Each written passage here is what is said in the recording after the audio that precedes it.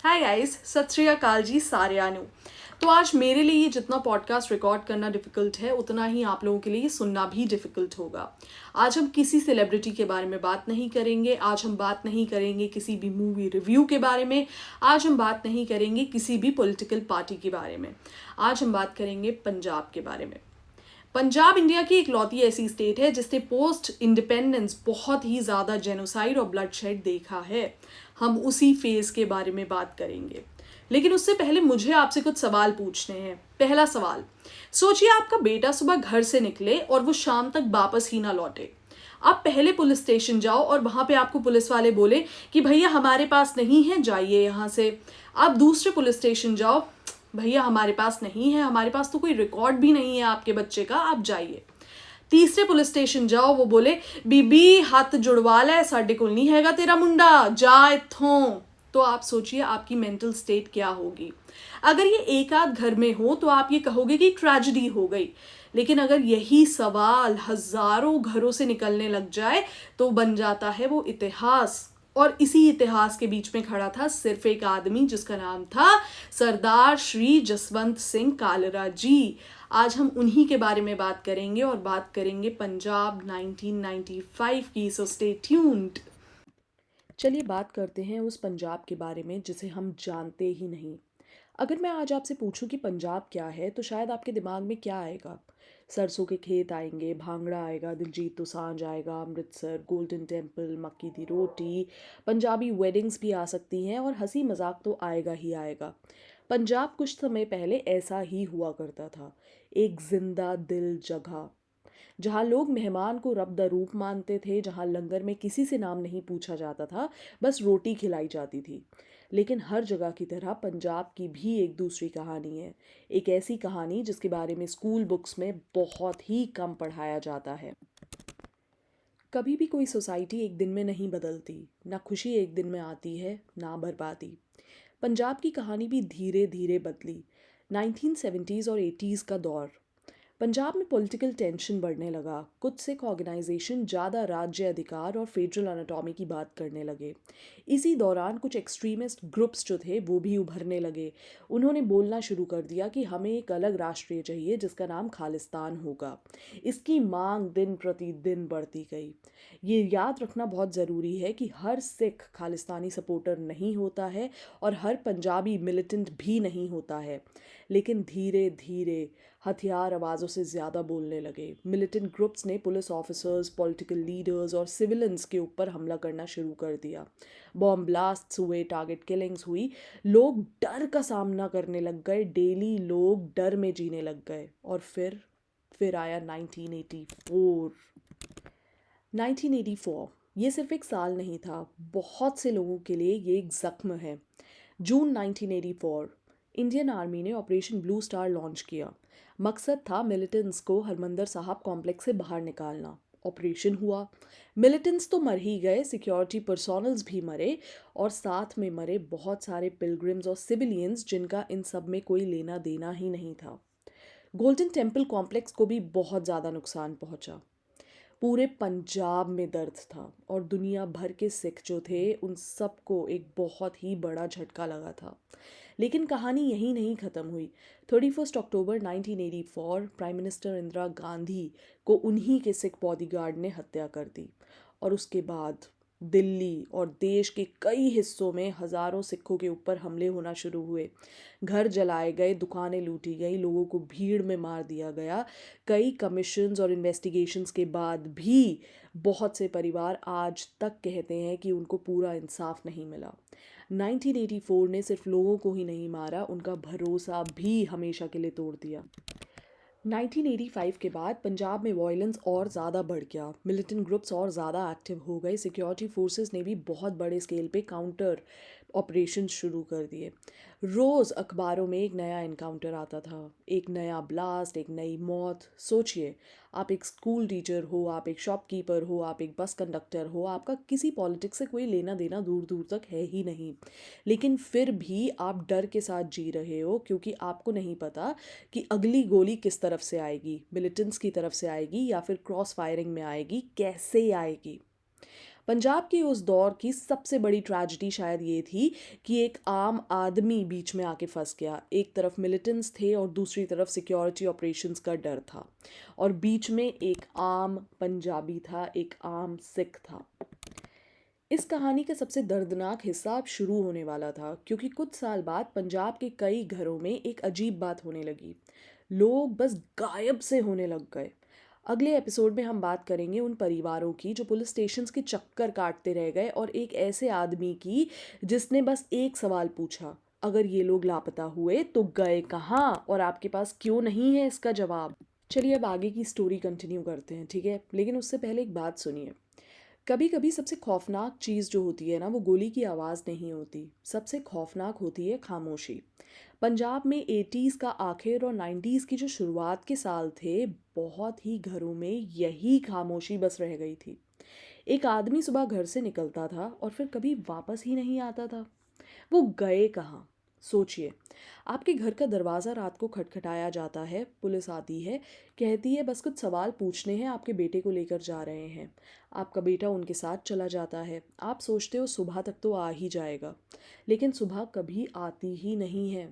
2 दिन, 3 दिन, एक हफ्ता, फिर आप पुलिस स्टेशन जाते हो, जवाब मिलता है हमारे पास तो नहीं है। दूसरे पुलिस स्टेशन जाते हो, यहाँ भी नहीं है। तीसरे में जाते हो, नाम बताइए, नहीं हमारे पास तो कोई एंट्री नहीं है इस नाम की।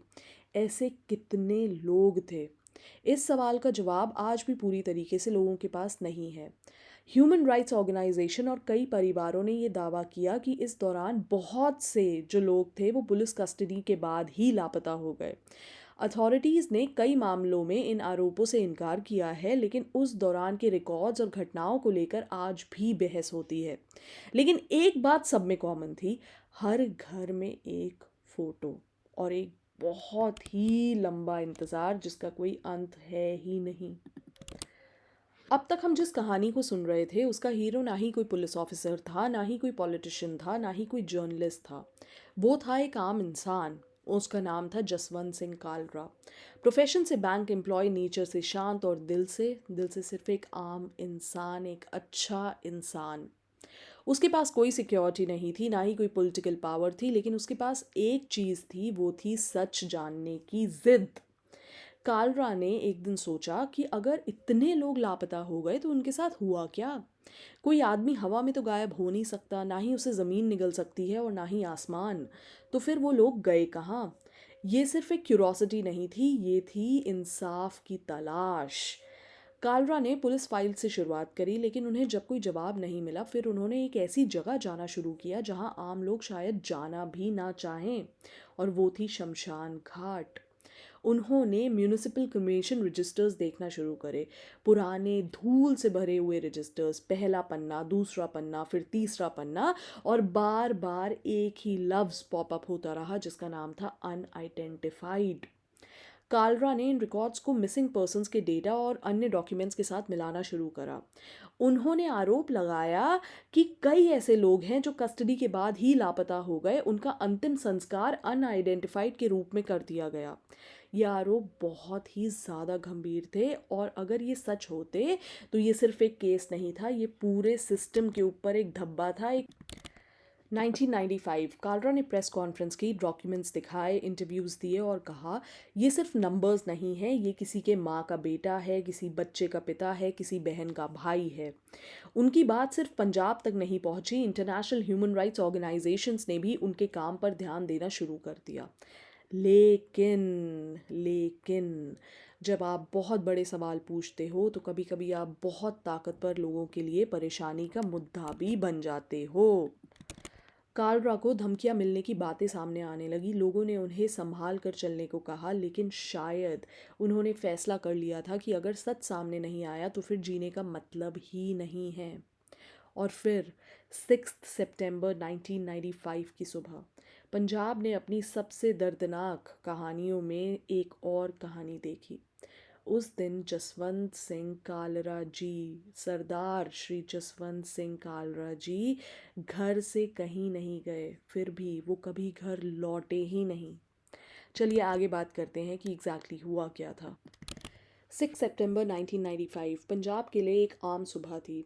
लोग अपने काम पर जा रहे थे, बच्चे स्कूल की तैयारी कर रहे थे, किसी ने चाय बनाई हुई थी, किसी ने न्यूज़पेपर उठाया हुआ था। और अमृतसर के एक घर के बाहर जसवंत सिंह कालरा अपनी कार धो रहे थे। उन्हें शायद ये बिल्कुल भी अंदाज़ा नहीं था कि ये उनकी ज़िंदगी की आखिरी सुबह होगी। सोचिए, आप अपनी कार साफ कर रहे हैं, घर के अंदर आपकी वाइफ है, सब कुछ बिल्कुल नॉर्मल चल रहा है। और फिर एक गाड़ी रुकती है, कुछ लोग उतरते हैं। गवाहों के मुताबिक वो पंजाब पुलिस के अधिकारी थे। पड़ोसियों ने बाद में कहा कि जसवंत सिंह कालरा जी को ज़बरदस्ती गाड़ी में बिठाया गया। कुछ लोग देखते ही रह गए, लेकिन सिर्फ दूर दूर से, कोई आगे ही नहीं बढ़ा। डर ही इतना था। और फिर गाड़ी चली गई।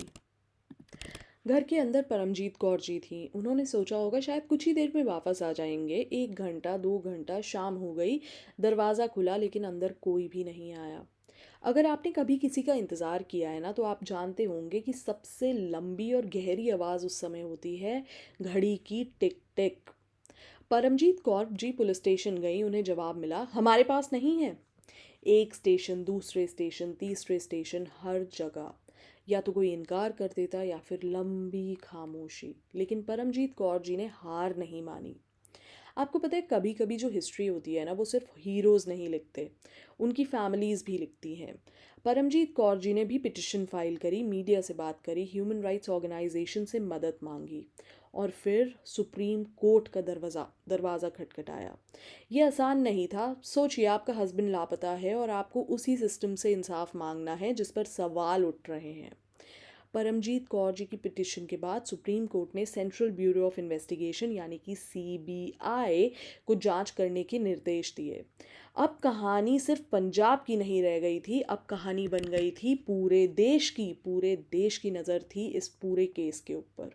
सीबीआई ने कई लोगों से पूछताछ की, विटनेस के स्टेटमेंट्स रिकॉर्ड करे, डॉक्यूमेंट्स इकट्ठे करे। इन्वेस्टिगेशन के बाद सीबीआई ने अपनी चार्जशीट में आरोप लगाया कि जसवंत सिंह कालरा जी को पुलिस ने गैर कानूनी तरीके से कस्टडी में रखा, उनके साथ मारपीट की गई और बाद में उनकी हत्या कर दी गई। सीबीआई के मुताबिक उनके शरीर को हरीके के पास डिस्पोज किया गया। ये सिर्फ एलिगेशंस नहीं थे, बल्कि ये क्रिमिनल ट्रायल का बहुत बड़ा हिस्सा बन चुका था। कोर्ट में सालों तक सुनवाई चली, विटनेस आए, क्रॉस एग्जामिनेशन हुआ, आर्ग्यूमेंट्स हुए और फिर 2005 में ट्रायल कोर्ट ने पंजाब पुलिस के अधिकारियों को जसवंत सिंह कालरा की किडनैपिंग और मर्डर के मामले में दोषी ठहराया। बाद में पंजाब और हरियाणा कोर्ट ने कुछ सालों तक कुछ सज़ाओं को और सख्त करते हुए लाइफ इम्प्रिजनमेंट भी दी। 2011 में सुप्रीम कोर्ट ने भी कन्विक्शंस को बरकरार रखा। फैसला आ चुका था, लेकिन क्या किसी फैसले से एक परिवार का खोया हुआ इंसान वापस आ सकता है? ये सवाल का जवाब कौन देगा? लोग कहते हैं उन्होंने इंसाफ जीत लिया, लेकिन मैं अक्सर सोचती हूँ कि जिस औरत ने अपना जीवन साथी ही खो दिया, उसके लिए इंसाफ का मतलब क्या होगा? कोर्ट का जजमेंट या एक बार फिर आवाज़ सुन पाना, या शायद कुछ जख्म कभी भरते ही नहीं हैं, उन जख्मों को हील कैसे किया जाएगा? लेकिन कहानी जो है ना, वो अभी तक ख़त्म नहीं हुई थी। जसवंत सिंह कालरा का नाम आज भी क्यों लिया जाता है? उनकी इन्वेस्टिगेशन का पंजाब पर क्या असर पड़ा? पंजाब 95 फिल्म इतनी कंट्रोवर्शियल क्यों बनी? और आज की जनरेशन को इस कहानी से क्या सीखना चाहिए? ये सब हम बात करेंगे अब आगे अपने पार्ट 4 में, सो स्टे ट्यून्ड।